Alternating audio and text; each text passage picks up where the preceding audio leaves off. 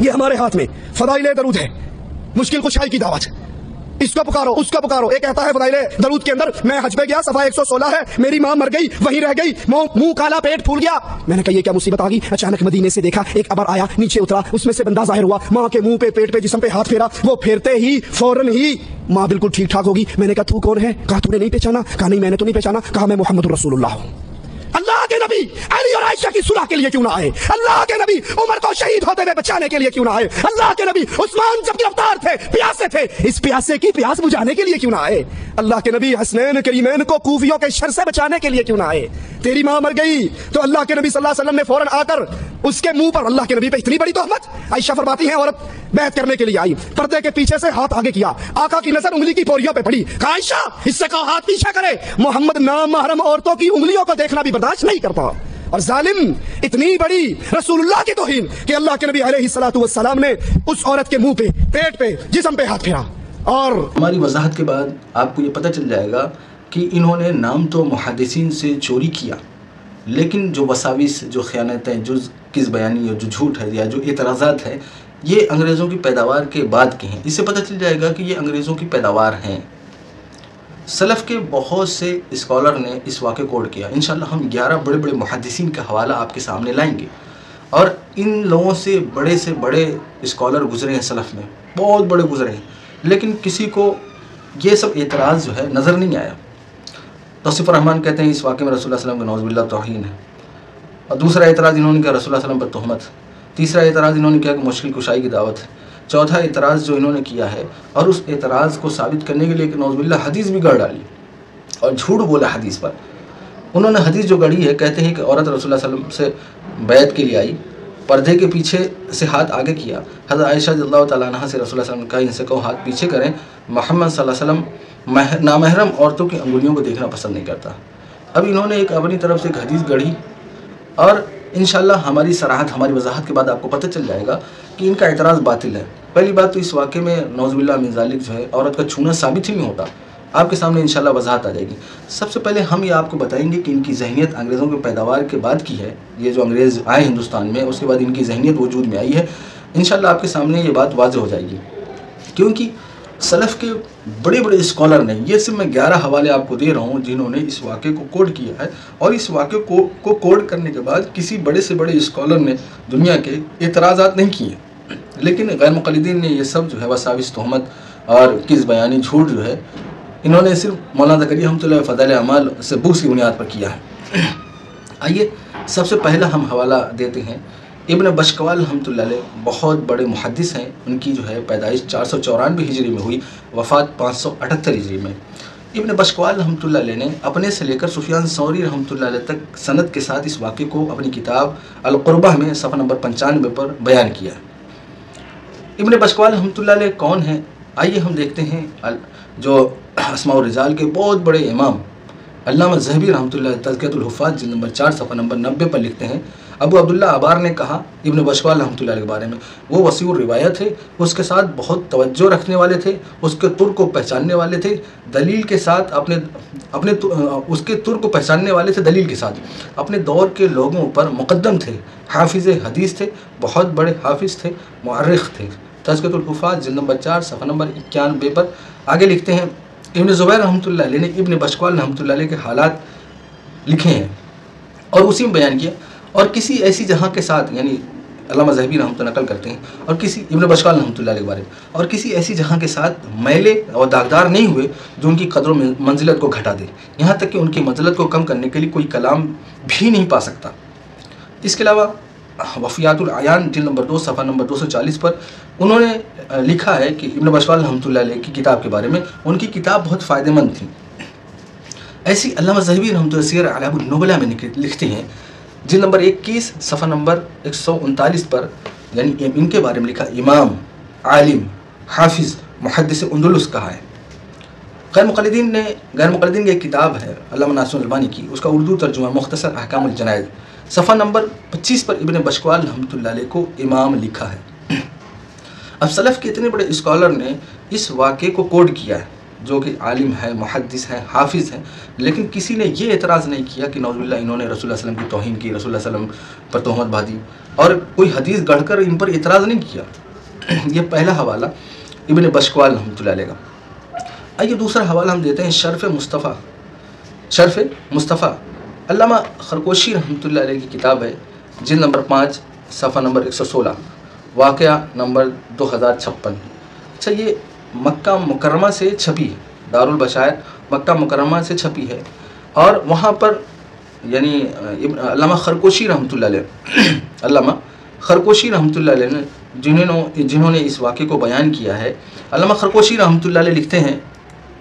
علامہ خرقوشی رحمۃ اللہ جن کی وفات 406 ہجری میں ہوئی، انہوں نے سب سے پہلے حکایت میں باغ کا واقعہ بیان کیا۔ اس کے حاشیے پر وضاحت کے سلسلے میں محقق نے، جس نے شرف مصطفیٰ کو شائع کیا ہے، یعنی یہ مکہ مکرمہ دارالبشائر سے شائع ہوئی ہے، اس محقق نے حاشیے میں یہی واقعہ جس پر توصیف الرحمن اعتراض کر رہے ہیں، اس واقعے کو نقل کیا ہے۔ توصیف الرحمن صاحب کہتے ہیں کہ بھئی مکہ مکرمہ سے توحید کی دعوت چلتی ہے اور سعودی حکومت آئی ہے، توحید کی دعوت چلا رہی ہے۔ اگر یہ رسول اللہ صلی اللہ علیہ وسلم کی نعوذ باللہ اس میں توہین ثابت ہو رہی ہے، گستاخی ثابت ہو رہی ہے، تو مکہ مکرمہ والوں نے اس کو لکھا ہے، اعتراض کیوں نہیں کیا؟ کیوں نہیں کہا کہ بھئی یہ واقعہ توہین والا ہے؟ اس سے پتہ چلا کہ یہ جو سعودی حکومت کی تعریف کرتے ہیں، ریال کے چکر میں پیسہ مل جائے گا تعریف کریں گے، ورنہ فضل اعمال پر اعتراض تو ہو رہا ہے، لیکن یہ واقعہ شرف مصطفیٰ پہ لکھا جا رہا ہے، اس پر کوئی اعتراض نہیں۔ آئیے تیسرا حوالہ، قاسم بن یوسف التجیبی رحمۃ اللہ علیہ، جن کی پیدائش 670 میں ہے، وفات 730 میں ہے، 730 میں قاسم بن یوسف التجیبی رحمۃ اللہ علیہ۔ یہ میں جتنے حوالے دے رہا ہوں، یہ تیسرا حوالہ، یہ سب سلف کے بڑے بڑے اسکالر ہیں۔ وفات جو ہے 730 ہجری میں، ان کی کتاب ہے مستفاد الرحلہ والاقتراب، صفحہ نمبر 269 اور 70 پر اس واقعے کو کوڈ کیا ہے۔ یہ جتنے میں حوالے دے رہا ہوں، دیکھیے فضائل اعمال میں 2 واقعات، ایک والد کا واقعہ، ایک والدہ کا واقعہ، جتنے میں حوالے دے رہا ہوں یہ سب والدہ کے واقعے ہیں، جس پر توصیف الرحمن اس ویڈیو میں اعتراض کر رہا ہے۔ یہ بات ذہن میں رہے کہ توصیف الرحمن جس ویڈیو کے اعتراض کر رہا ہے، جس فضائل اعمال کے جس واقعے پر اعتراض کر رہا ہے، میں صرف اسی کا حوالہ دے رہا ہوں۔ قاسم بن یوسف التجیبی رحمۃ اللہ علیہ نے سند کے ساتھ، یعنی سفیان ثوری رحمۃ اللہ علیہ تک سند کے ساتھ اس واقعے کو بیان کیا۔ آئیے چوتھا حوالہ، الصلاۃ والبشر فی صلاۃ علی خیر البشر، محمد بن یعقوب فیروز آبادی رحمۃ اللہ علیہ، ان کی وفات 817 ہجری میں ہوئی، صفحہ نمبر 124 پر اس واقعے کو کوڈ کیا ہے، اسی واقعے کو صفحہ نمبر 124 پر کوڈ کیا۔ آئیے پانچواں حوالہ ہم آپ کو دیتے ہیں، القول البدیع، علامہ سخاوی رحمۃ اللہ علیہ، جن کی پیدائش 831 ہجری میں ہوئی، وفات 902 ہجری میں۔ علامہ سخاوی رحمۃ اللہ القول البدیع صفحہ نمبر 238 پر اس واقعے کو نقل کرتے ہیں۔ یہ بہت بڑے محدث ہیں۔ تعجب کی بات یہ ہے کہ یہ سب بڑے بڑے اسکالر نے اس واقعے کو کوڈ کیا، کوئی بھی مرد مجاہد ایسا پیدا نہیں ہوا سلف میں سے کہ بھئی ان لوگوں پر یہ اعتراضات کرتا ہے کہ بھئی انہوں نے نعوذ باللہ رسول اللہ صلی اللہ علیہ وسلم کی توہین کی ہے، رسول اللہ صلی اللہ علیہ وسلم پر تہمت باندھی ہے، اور نعوذ باللہ اس میں مشکل کشائی کی دعوت ہے۔ کسی ایک اسکالر نے بھی اعتراض کرنے کا دامن نہیں تھاما کہ بھئی ہم اعتراض کریں تاکہ امت جو ہے نعوذ باللہ ان توہین سے بچ جائے۔ اس سے پتہ چلا کہ ان کی ذہنیت جو ہے یہ انگریزوں کی پیداوار ہے۔ آئیے ہم آپ کے سامنے چھٹا حوالہ، الدر ممدود، ابن حجر مکی رحمۃ اللہ، جن کی پیدائش 909 ہجری میں، وفات 974 ہجری میں۔ الدر منضود صفحہ نمبر 246 پر اسی واقعے کو کوڈ کیا ہے۔ آئیے ہم آپ کے سامنے 7واں حوالہ کوڈ کرتے ہیں، الفجر منیر، علامہ تاج الدین فاقیہانی رحمۃ اللہ علیہ، جن کی پیدائش 654 ہجری میں ہوئی، وفات 734 ہجری میں۔ الفجر منیر کے صفحہ نمبر 19 پر اس واقعے کو کوڈ کیا ہے۔ آئیے 8واں حوالہ ہم آپ کے سامنے پیش کرتے ہیں، ابن ملقن رحمۃ اللہ علیہ، جن کی تصحیح و تضعیف، یعنی کسی حدیث کو صحیح کہنا ضعیف کہنا غیر مقلدین کے نزدیک حجت ہے، باقاعدہ ان کی تصحیح و تضعیف کو اپنی کتابوں میں بیان کرتے ہیں۔ ان کی کتاب ہے حدائق اولیاء، جلد نمبر 1 صفحہ نمبر 26 پر سیم اسی واقعے کو کوڈ کیا۔ آئیے ہم آپ کے سامنے 9واں حوالہ پڑھتے ہیں، بہجت النفوس والاسرار، محمد عفیف الدین مرجانی رحمۃ اللہ علیہ، جن کی وفات 770 ہجری میں ہوئی، جلد نمبر 2 صفحہ نمبر 938 پر اس واقعے کو نقل کرتے ہیں۔ آئیے ہم آپ کے سامنے 10واں حوالہ، یہ 10واں حوالہ اس وجہ سے ہم آپ کو پڑھ کر سنا رہے ہیں، مولانا زکریا رحمۃ اللہ علیہ ناقل ہیں محدثین سے، اس واقعے کو اپنی کتاب میں نقل کر دیا ہے۔ مولانا زکریا رحمۃ اللہ علیہ نے جب اس واقعے کو کوڈ کیا، اس واقعے کو کوڈ کرنے کے بعد حوالہ دیا نزہہ کا، نزہۃ المجالس۔ علامہ صفوری رحمۃ اللہ علیہ کتاب نزہۃ المجالس صفحہ نمبر جلد نمبر 2 صفحہ نمبر 99 پر اس واقعے کو علامہ صفوری رحمۃ اللہ علیہ نے کوڈ کیا ہے، جن کی وفات 894 ہجری میں ہوئی۔ یہ 10واں حوالہ ہو گیا۔ آئیے 11واں حوالہ، مسالک الحنفاء علامہ قسطلانی رحمۃ اللہ علیہ، جن کی پیدائش 851 ہجری میں ہوئی، جن کی پیدائش علامہ قسطلانی رحمۃ اللہ علیہ کی، جن کی پیدائش علامہ قسطلانی رحمۃ اللہ، جن کی پیدائش 851 ہجری میں ہوئی، وفات 923 ہجری میں ہوئی۔ صفحہ نمبر 164 165 پر اس واقعے کو نقل کرتے ہیں۔ ایسی محدثین نے جیسے علامہ صفوری رحمۃ اللہ علیہ، اس کے علاوہ ابن حجر مکی رحمۃ اللہ اور دوسرے محدثین نے ابو نعیم رحمۃ اللہ علیہ کے حوالے سے بھی کوڈ کیا ہے، لیکن ابو نعیم رحمۃ اللہ علیہ کی بہت سی ایسی کتابیں جو ان کے حالات میں ملتی ہیں جن کا عطا پتہ نہیں، ورنہ ہم تلاش کر کے ان کا بھی حوالہ دینے کی کوشش کرتے ہیں۔ ہم نے الحمدللہ 11 بڑے بڑے اسکالر محدثین سلف کے، جن کے حوالے سے ہم نے اس واقعے کو کوڈ کیا ہے، اور کسی سیکنڈ سورس سے نہیں کوڈ کیا ہے بلکہ اصل کتاب سے ہم نے آپ کے سامنے حوالہ پیش کیا ہے۔ اب توصیف الرحمن سے ہمارا مطالبہ یہ ہے کہ اگر اس واقعے کو کوڈ کرنے پر مولانا زکریا رحمۃ اللہ علیہ نعوذ باللہ توہین کر رہے ہیں، تو کیا یہ جو جتنے سلف کے اسکالر تھے سب نعوذ باللہ رسول اللہ صلی اللہ علیہ وسلم کی توہین کر رہے ہیں؟ یہ جو چوٹی کے علماء ہیں، جو بڑے بڑے اسکالر ہیں، کیا رسول اللہ صلی اللہ علیہ وسلم پر یہ نعوذ باللہ تہمت باندھ رہے ہیں؟ کیا نعوذ باللہ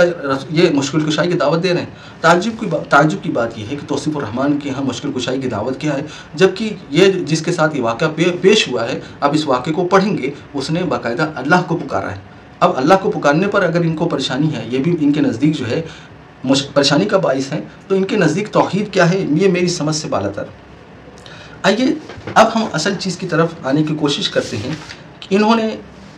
ایک حدیث اپنی طرف سے گڑھی ہے، اپنی طرف سے ایک حدیث گڑھی ہے تاکہ فضائل اعمال پر اعتراض کیا جا سکے۔ انہوں نے جو حدیث، میں نے جیسا کہ شروع میں وضاحت کر دی کہ انہوں نے یہ حدیث گڑھی کہ اللہ کے رسول صلی اللہ علیہ وسلم کے پاس ایک عورت بیعت کے لیے آئی، پردے کے پیچھے سے ہاتھ بڑھایا، حضرت عائشہ رضی اللہ تعالیٰ عنہ سے رسول اللہ صلی اللہ علیہ وسلم نے کہا کہ اس سے کہو ہاتھ پیچھے کرے، محمد صلی اللہ علیہ وسلم نامحرم عورتوں کی انگلیوں کو دیکھنا پسند نہیں کرتا۔ ہمارا سوال یہ ہے کہ سب سے پہلی بات، یہ حدیث گڑھی ہوئی، انہوں نے نہ کسی کتاب کا حوالہ کوڈ کیا، نہ کہیں سے انہوں نے اس کتاب کو بیان کیا، بھائی کہاں سے کوڈ کیا۔ اب ہمارا مطالبہ یہ ہے کہ کیا غیر مقلدین کے نزدیک عورتوں کی انگلیوں کا بھی پردہ ہے؟ کیا ان کی عورتیں انگلیوں کا پردہ کرتی ہیں، یا توصیف الرحمن نے صرف فضائل اعمال کی بغض اور دشمنی میں اس حدیث کو گڑھ لیا ہے؟ آئیے حضرت عائشہ رضی اللہ تعالیٰ عنہ کے حوالے سے جو حدیث کوڈ کی ہے انہوں نے، آئیے ہم آپ کے سامنے وہ حدیث لے کر آتے ہیں تاکہ آپ کے سامنے حقیقت کھل کے سامنے آ جائے کہ بھئی یہ لوگ فضائل اعمال کے بغض اور دشمنی میں رسول اللہ صلی اللہ علیہ وسلم پر کیسی حدیثوں کو گڑھتے ہیں۔ ابو داؤد کی روایت ہے، حدیث نمبر 4166، اس حدیث کو البانی نے حسن کہا ہے۔ حضرت عائشہ رضی اللہ تعالیٰ عنہ فرماتی ہیں، ایک عورت نے پردے کی آڑ سے اشارہ کیا، اس کے ہاتھ میں حضور صلی اللہ علیہ وسلم کے نام خط تھا، رسول اللہ صلی اللہ علیہ وسلم نے اس کا ہاتھ پکڑ لیا،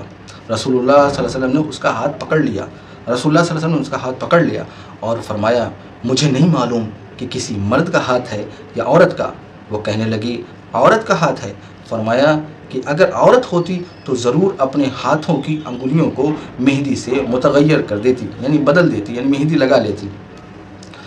اب یہاں پر حضرت عائشہ رضی اللہ تعالیٰ عنہ سے جو حدیث کوڈ کرنا چاہ رہے ہیں، اس کو انہوں نے اتنا زیادہ رد و بدل کر دیا۔ اللہ کے رسول صلی اللہ علیہ وسلم نے جو ہاتھ جو ہے یعنی پکڑا ہے،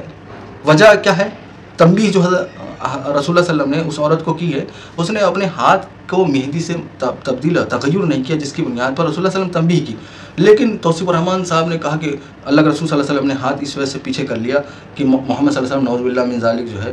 وہ عورتوں کی جو ہے انگلیوں کو جو ہے ناخن کو دیکھنا پسند نہیں کرتے۔ اب توصیف الرحمن سے ہم مطالبہ کرتے ہیں کہ بھئی حدیث آپ نے کون سی کتاب سے کہاں سے کوڈ کی ہے؟ کم سے کم اپنے آپ کو اہل حدیث نام رکھتے ہو تو کم سے کم اس پر کچھ تو اترنے کی کوشش کرو، بلا حوالہ پتہ نہیں کہاں سے گڑھ کے سنا دیتے ہیں۔ آئیے فضائل اعمال کا جو واقعہ ہے جس پر اصل غیر مقلدین اعتراض کرنے کی کوشش کرتے ہیں، جس کی بنیاد پر توصیف الرحمن صاحب نے ایک حدیث گڑھ کر رسول اللہ صلی اللہ علیہ وسلم پر جو ہماری طرف پیش کی ہے کہ بھئی تاکہ امت جو ہے دھوکے وسوسے میں آ جائے، اب بلا حوالہ کوڈ کر دیا ہے۔ اب حدیث کی بہت سی کتابیں ہیں، لوگوں کو پتہ نہیں، لوگ سوچتے ہوں گے شاید ہوگی۔ آئیے دیکھتے ہیں کہ فضائل اعمال کا جو واقعہ اصل میں ہوتا کیا ہے کہ اردو زبان ایک ایسی لینگویج ہے جس میں الفاظ میں وسعت بہت زیادہ نہیں ہے، یعنی ایک ایک الفاظ جو ہے جیسے عربی زبان میں ایک ایک چیز کے بارے میں 500 جو ہے یعنی آپ کو لغت کے الفاظ ملیں گے، مختلف شراب کے جو ہے مختلف نام ملیں گے، اونٹ کے مختلف نام ملیں گے، اس میں بہت زیادہ وسعت ہے، ایک ایک چیز کے ناموں کے مختلف نام ہوتے ہیں، لیکن اردو زبان میں اتنی وسعت نہیں۔ اب وہاں پر فضائل اعمال میں اردو ترجمے میں یہ آ گیا کہ بھئی چہرے پر ہاتھ پھیرا اور پیٹ پر ہاتھ پھیرا، چہرے پر ہاتھ پھیرا اور پیٹ پر ہاتھ پھیرا، تو سپرمان نے اپنی طرف سے کوئی جھوٹ بڑھا دیا جسم پر ہاتھ پھیرا، جبکہ دو چیز ہے بھائی، جتنا واقع میں ہے اس کو بیان کرو، اپنی طرف گڑھ کے اور چیزیں منسوخ کرنے کی کیا ضرورت ہے؟ چہرے پر پھیرا، ہاتھ پر پھیرا۔ اب ہوتا کیا ہے کہ بھائی آئیے دیکھتے ہیں کہ بھائی عربی زبان میں اصل لفظ ہے کیا؟ عربی زبان میں جہاں پر یہ واقعہ چاہے ابن بشوال رحمۃ اللہ کوڈ کیا ہو، یا قاسم بن یوسف التجیبی رحمۃ اللہ کوڈ کیا ہو، جو اور دوسرے محدث علامہ سخاوی رحمۃ اللہ علیہ ہوں، یا ابن حجر مکی رحمۃ اللہ علیہ ہوں، یا علامہ قسطلانی رحمۃ اللہ، جس نے واقعہ کوڈ کیا، وہاں پر جملہ یہ ہے کہ فَأَمَرَّ يَدَهُ عَلَى وَجْهِهَا، فَأَمَرَّ يَدَهُ عَلَى وَجْهِهَا۔ اب یہ فَأَمَرَّ جملہ کیا اس بات کو وضاحت کرتا ہے کہ بھئی اس سے ضروری ہے کہ یعنی ٹچ ثابت ہو؟ فَأَمَرَّ يَدَهُ کیا اس سے ضروری ہے کہ ٹچ ثابت ہو؟ اگر اس معنی میں ہم غیر مقلدین سے مطالبہ کرتے ہیں، کیا اس معنی میں ضروری ہے کہ بھئی عورت کا ٹچ ثابت ہو؟ اس سلسلے میں آئیے ہم آپ کے سامنے ایک حدیث جو ہے بیان کرتے ہیں، تاکہ آپ کے سامنے واضح ہو جائے جب اس واقعے میں عورت کا ٹچ ہونا صراحتاً ثابت نہیں ہوتا، پھر آپ اعتراض کیوں کرتے ہیں؟ مستدرک حاکم کی روایت ہے 8704، امام حاکم رحمۃ اللہ علیہ نے بھی صحیح کہا ہے، اور علامہ ذہبی رحمۃ اللہ نے کہا ہے صحیح، فَأَمَرَّ يَدَهُ فَوْقَ رَأْسِهِ۔ دیکھیے یہاں پہ بھی جملہ، جہاں فضائل اعمال کو جو واقعہ سفیان ثوری ہم جس پر توصیف الرحمان اعتراض کر رہے ہیں، وہاں پہ بھی جملہ ہے فَأَمَرَّ يَدَهُ عَلَى وَجْهِهَا، یہاں پر یہ فَأَمَرَّ يَدَهُ فَوْقَ رَأْسِهِ۔ اب اللہ کے رسول صلی اللہ علیہ وسلم نے، یہ تفصیلاً حدیث ہے، میں صرف فَأَمَرَّ يَدَهُ کو وضاحت کرنا چاہتا ہوں کہ اللہ کے رسول صلی اللہ علیہ وسلم نے اپنے ہاتھ کو سر کے اوپر سے یعنی پھیرا ہے، گزارا ہے سر کے، اور اس میں صراحتاً حدیث میں ہے کہ سر کو ہاتھ لگے بغیر گزارا ہے، اور فاصلے سے بھی۔ اب مسئلہ یہ آتا ہے کہ بھئی فَأَمَرَّ يَدَهُ یعنی کسی بھی چیز پر گزرنا ضروری نہیں ہے کہ اس سے ٹچ ہی ثابت ہو جائے، جیسے اس حدیث میں صراحتاً جو ہے صحابی نے بیان کیا فَأَمَرَّ يَدَهُ فَوْقَ رَأْسِهِ، اللہ کے رسول صلی اللہ علیہ وسلم نے جو ہاتھ سر کے اوپر سے گزارا ہے بغیر ٹچ کیے گزارا ہے، اس حدیث میں صراحتاً وضاحت ہے، جس سے آپ کو پتہ چل گیا ہوگا یہاں پر جو جملہ فَأَمَرَّ يَدَهُ ہے، یہاں پر ضروری نہیں ہے کہ اس سے ٹچ ثابت ہو۔ اب غیر مقلدین جو حضرت عائشہ رضی اللہ تعالیٰ عنہ کی حدیث پیش کرتے ہیں کہ اللہ کے رسول صلی اللہ علیہ وسلم نے کسی عورت کو جو ہے نہیں چھوا، سب سے پہلی بات یہاں جب چھونا ثابت ہی نہیں ہوتا تو پھر آپ کیسے اس حدیث کو اس کے مخالفت میں پیش کر رہے ہیں؟ سب سے پہلی بات، آپ جو فضائل اعمال کا عربک میں جہاں پر یہ یعنی واقعہ کوڈ ہے، عربک میں جو جملہ فَأَمَرَّ يَدَهُ اس کا یہ معنی ثابت کر دیں لغت سے کہ یہ ہر حال میں ٹچ ثابت ہوتا ہے، تب ہم آپ کے اس اعتراض کو یعنی کچھ اہمیت دینے کی بھی کوشش کریں گے، جبکہ اعتراض یہ آپ کا باطل ہے۔ اور الحمدللہ ہم نے آپ کے سامنے باقاعدہ صراحتاً حدیث پیش کر دی جس میں یہی جملہ ہے فَأَمَرَّ يَدَهُ فَوْقَ رَأْسِهِ، اور اس حدیث میں وضاحت صحابی نے کر دی کہ اللہ کے رسول صلی اللہ علیہ وسلم سر کے اوپر سے ہاتھ کو گزارا ہے، لیکن ٹچ نہیں کیا ہے سر کو، جس کو دیکھنا ہو مستدرک حاکم حدیث نمبر 8704 پر دیکھ سکتا ہے۔ آئیے اس سلسلے میں اور ایک ہم دوسری حدیث سے اس کی وضاحت کرنے کی کوشش کرتے ہیں۔ آئیے بخاری شریف کی حدیث ہے، عن ابی سعید مقبوری عن ابی ہریرہ انہ مر بقوم بین ایدیہم۔ سعید مقبوری روایت کرتے ہیں ابو ہریرہ رضی اللہ تعالیٰ عنہ سے کہ ایک دفعہ ان کا گزر کچھ لوگوں پر ہوا، یعنی ابو ہریرہ رضی اللہ تعالیٰ عنہ کو گزر کچھ لوگوں پر ہوا، یعنی جو کھانے پر بیٹھے تھے اور ان کے سامنے بھنی بکری رکھی ہوئی تھی۔ اب یہاں پر دیکھیے، یہاں پر مر بقوم بین ایدیہم، حضرت ابو ہریرہ رضی اللہ تعالیٰ عنہ کا ایک قوم پر گزر ہوا۔ اب کسی قوم پر گزر ہونا یعنی گزرنا، کیا اس کسی قوم سے گزرنا مرہ اسی وقت آتا ہے کہ ضروری قوم پر سے گزرنے تو ٹچ کرتے ہوئے گزرنے تب یہ مرہ جملہ آتا ہے؟ اس سے پتہ چل گیا ہوگا کہ یہاں پر جو جملہ ہے فَأَمَرَّ يَدَهُ عَلَى بَطْنِهَا یا عَلَى وَجْهِهَا، یہ جو جملہ آیا ہے یہ اس بات میں یعنی اس میں اس جملے سے یہ بات ثابت نہیں ہوتی کہ رسول اللہ صلی اللہ علیہ وسلم نے نعوذ باللہ عورت کو ٹچ کیا ہو۔ فاصلے سے بھی جو ہے، فاصلے سے بھی ہاتھ کو گزارا جا سکتا ہے، ٹچ کر کے بھی گزارا جا سکتا ہے۔ اب غیر مقلدین سے ہمارا مطالبہ یہ ہے کہ فَأَمَرَّ يَدَهُ جو جملہ یہاں پر ہے یہ ثابت کرے کہ ہر حال میں یہ جب لفظ آئے گا یہ ٹچ کرنے میں آئے گا۔ الحمدللہ ہم نے اپنے جو ہے یعنی بغیر ٹچ کے وہ گزارنے کو بھی فَأَمَرَّ جملہ آتا ہے، اس کے لیے الحمدللہ ہم نے حدیث پیش کر دی۔ ہم بہت سے حوالے آپ کے سامنے لا سکتے ہیں، لیکن ہم نے صرف اتنا ہی حوالہ آپ کے سامنے پیش کیا ہے تاکہ آپ کے سامنے اعتراض ہی کھل کے سامنے آ جائے۔ اصل میں غیر مقلدین ہمیشہ یعنی غیر مقلدین چاہے چھوٹے ہو چاہے بڑے ہوں کہتے ہیں نعوذ باللہ یہاں پر رسول اللہ صلی اللہ علیہ وسلم کی گستاخی ہوئی ہے، اللہ کے رسول صلی اللہ علیہ وسلم پر یہ الزام لگایا جا رہا ہے نعوذ باللہ کہ اللہ کے رسول صلی اللہ علیہ وسلم نے نعوذ باللہ عورت کو چھوا ہے، جبکہ یہاں پر فَأَمَرَّ يَدَهُ جملہ سے ثابت ہی نہیں ہو رہا کہ رسول اللہ صلی اللہ علیہ وسلم نے عورت کو چھوا ہے، تو جو آپ کا اعتراض باطل ہے۔ انشاءاللہ ہم اپنے ایک اگلے ایپیسوڈ میں یعنی ہم 2 اور ریکارڈنگ کریں گے اس سلسلے میں، جو اور اعتراضات ہیں اس کا ہم تفصیلاً جواب دینے کی کوشش کریں گے۔ یعنی ایک تو ایک انشاءاللہ ویڈیو میں کہ قصص اور واقعات اور حکایت کی یعنی شریعت میں اہمیت کیا ہے، انشاءاللہ ہم غیر مقلدین کے حوالے سے اور یعنی احناف علماء کے حوالے سے ہم جائزہ لیں گے۔ دوسرا، ہم کیا اللہ کے رسول صلی اللہ علیہ وسلم کی رؤیت بطور کرامتن یعنی رؤیت یعنی اللہ کے رسول صلی اللہ علیہ وسلم کا دیکھنا یعنی ان آنکھوں سے جاگتے ہوئے بطور کرامتن ہو سکتا ہے ایسا؟ اس سلسلے میں انشاءاللہ ہم بہت سے محدثین کے حوالے دیں گے، یعنی اللہ کے رسول صلی اللہ علیہ وسلم کی رؤیت یعنی دیکھنا جاگتی ہوئی آنکھوں سے ہو سکتا ہے انشاءاللہ۔ پھر آپ کے سامنے یہ بات کھل کے سامنے آ جائے گی۔ باقی توصیف الرحمن نے اس ویڈیو میں کہا کہ اللہ کے رسول صلی اللہ علیہ وسلم حضرت عثمان غنی رضی اللہ عنہ، امام حسین رضی اللہ تعالیٰ وہاں پر کیوں نہیں آئے؟ بھائی کرامت جو ہے وہ ولی کے اختیار میں نہیں ہوتا ہے، اللہ تعالیٰ یہ بطور خلق عادت ہوتا ہے، اللہ تعالیٰ جب چاہتا ہے اپنی قدرت کا اظہار کر دیتا ہے، یہ مخلوق کے اختیار میں نہیں ہوتا ہے، نہ کسی کے رتبہ اور مقام کو دیکھتے ہوئے جو ہے خلق عادت پیش آتی ہے، اللہ تعالیٰ اپنی قدرت کا اظہار کرتا ہے،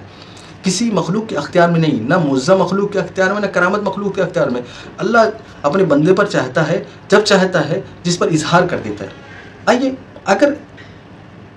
توصیف الرحمن صاحب کہتے ہیں کہ بھئی فلاں فلاں جہاں نہیں ہوا تو اس واقعے کا رد ہوتا ہے، ایسے تو منکر حدیث کہتے ہیں کہ بھئی معراج جو ہے وہ کیا نام ہے خواب میں ہوئی، اللہ کے رسول صلی اللہ علیہ وسلم جب ہجرت کر کے مدینہ گئے ہیں تو اتنا لمبا سفر کیا ہے، جب معراج پر رسول اللہ صلی اللہ علیہ وسلم جو ہے سیکنڈوں میں آپ لوگوں کے بقول جو ہے بہت تیزی سے آ سکتے ہیں بیت المقدس تک، تو بھئی اللہ کے رسول صلی اللہ علیہ وسلم کیوں نہیں جو ہے کیا نام ہے مدینہ جو ہے بہت تیزی کے ساتھ چلے گئے؟ اب کسی جزئی واقعے کو لے کر اعتراض کرنا یہ سراسر جہالت ہے، یا اللہ کے رسول صلی اللہ علیہ وسلم کے سامنے بیت المقدس لا دیا گیا ہے جب لوگوں نے معراج کے واقعے پر اعتراض کیا ہے، اب سامنے والا اس واقعے کو اعتراض کرتے ایسا نہیں ہو سکتا کیونکہ رسول اللہ علیہ وسلم جب جو ہے اس میں صلح حدیبیہ کا واقعہ پیش آیا، بیعت رضوان ہوئی، اللہ کے رسول صلی اللہ علیہ وسلم کے سامنے کیوں نہیں ظاہر کر دیا گیا بھائی عثمان غنی رضی اللہ تعالیٰ عنہ شہید نہیں ہوئے بلکہ زندہ ہیں؟ کسی جزئی واقعے کو لے کر اعتراض کرنا یہ سراسر جو ہے جہالت کی بات ہے، کیونکہ اللہ کے رسول صلی اللہ علیہ وسلم پر معجزہ جو ظاہر ہوا وہاں پر بھی اللہ نے رسول اللہ علیہ وسلم کے اختیار میں نہیں، اللہ نے اپنی قدرت کا اظہار کیا۔ ایسے ہی معاملہ کرامت کا ہے، کرامت بھی اللہ کے اختیار میں بطور خلق عادت اللہ تعالیٰ جس بندے پر چاہتا ہے ظاہر کر دیتا ہے، اور انشاءاللہ ہم اس یعنی اگلے 2 ایپیسوڈ میں تفصیلاً اس بات کی وضاحت کریں گے۔ ہم نے صرف اس وجہ سے یہ حوالے کوڈ کیے ہیں تاکہ آپ کے سامنے یہ بات کھل کر آ جائے کہ یہ نام تو انہوں نے اہل حدیثوں سے محدثین سے چوری کر لیا ہے، لیکن ذہنیت یہ انگریزوں کی پیداوار ہے، ورنہ اتنی بڑے دنیا کے اسکالر 11 محدثین کے الحمدللہ میں نے حوالے آپ کو کوڈ کیے ہیں کہ ان لوگوں نے یہ واقعہ کوڈ کیا ہے، تو مولانا زکریا رحمۃ اللہ علیہ پر آپ ہی لوگ کیوں اعتراض کر رہے ہیں؟ سلف کے اتنے جید علماء اسکالر گزرے ہیں، ان واقعہ کو کوڈ کرنے کی بنیاد پر کیا کسی محدث نے، کیا کسی فقیہ نے، کیا کسی مجتہد نے ان لوگوں پر اعتراضات کیے ہیں؟ نعوذ باللہ من ذالک آپ نے اس واقعے میں توہین کی ہے، نعوذ باللہ من ذالک اس واقعے میں آپ نے گستاخی کی ہے، اس طرح کے کسی نے ان محدثین پہ کوڈ نہیں کیا، ان محدثین پر یہ سب اعتراضات نہیں کیے، اس سے آپ کو یہ بات کھل کر سامنے آ گئی ہوگی کہ ان کی ذہنیت انگریزوں کی پیداوار ہے۔ انہوں نے صرف فضائل اعمال کے بغض اور دشمنی میں حدیثیں بھی رسول اللہ صلی اللہ علیہ وسلم پر نعوذ باللہ گڑھی، جیسا کہ آپ کے سامنے واضح ہو گیا ہے، اور ایسے ہی انہوں نے اعتراضات جو ہے باطل کرنا شروع کیے تاکہ عوام وساوس میں مبتلا ہو جائے، ورنہ سلف کے بڑے اسکالر دنیا میں گزرے ہیں، کیا ان کے اندر یہ اللہ نے جو قرآن میں حکم دیا، حدیث میں آیا امر بالمعروف نہی عن المنکر کا، کیا نہیں عن المنکر پر کیا کوئی بھی محدث تیار نہیں ہوا کہ بھائی ان کو منع کرے یا ان کے بارے میں صراحت کرے کہ انہوں نے نعوذ باللہ توہین کی، نعوذ باللہ گستاخی کی ہے؟ تعجب کی بات یہ ہے کہ اگر مولانا زکریا رحمۃ اللہ علیہ کو ایک صف میں کھڑا کر کے تم تو ان پر جتنی چاہے تلوار چلاؤ، اور دوسرے محدثین جیسے 11 محدثین بڑے الحمدللہ میں نے حوالے دیے اور چھوٹی کو علماء ہیں ان پر کوئی اعتراضات